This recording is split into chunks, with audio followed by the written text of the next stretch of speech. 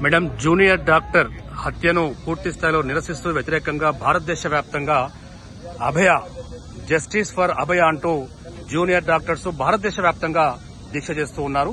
ఇక్కడ వరంగల్ ఉమ్మడి జిల్లా విషయానికి వస్తే ఎంజీఎం జూనియర్ డాక్టర్స్ గత 7 days కా నుంచి నిరంతరంగా మీరు నిరవధిక నిరసన చేస్తూ ఉన్నారు. ఈ రోజు కూడా మీరు ఇక్కడికి ఒక నిరసన కోసం వచ్చారు. సో దీనిపై ఒక జూనియర్ డాక్టర్ గా మీరేమంటారు? నేను ఇక్కడ జూనియర్ డాక్టర్ని ఎంజీఎం వరంగల్ నుంచి మాట్లాడుతున్నాను. మీరు ఎంతో మాకు సపోర్ట్ చేస్తున్నారు. జై స్వరాజ్య టీవీ మాకు డే 1 నుంచి కూడా మమ్మల్ని కవర్ చేస్తూనే ఉన్నారు. మాది ఎప్పటికప్పుడు జనాల్లోకి తీసుకెళ్తున్నారు. దానికోసం జై స్వరాజ్య టీవీకి చాలా థ్యాంక్స్. అండ్ ఇప్పుడు కూడా ఈ రోజు ఇది కవరేజ్ కోసం వచ్చినందుకు మీకు థ్యాంక్స్ అండి.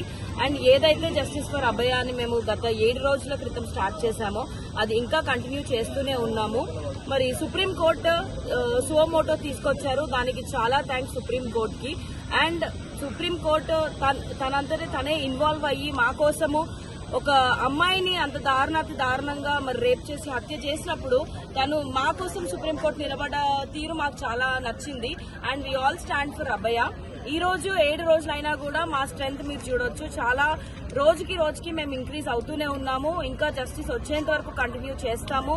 అండ్ ఏదైతే మాకు సపోర్ట్ వచ్చిందో మీడియా నుంచి, పోలీస్ నుంచి, సుప్రీంకోర్టు నుంచి చాలా థ్యాంక్స్. అండ్ ఏదైతే సపోర్ట్ అక్కడ ఆర్జేకర్ కాలేజ్ ప్రిమిసెస్ కానివ్వండి, అక్కడ గవర్నమెంట్ ఏదైతే సపోర్ట్ ఇవ్వలేకపోయిందో దానికి మేము సిగ్గుపడుతున్నాము.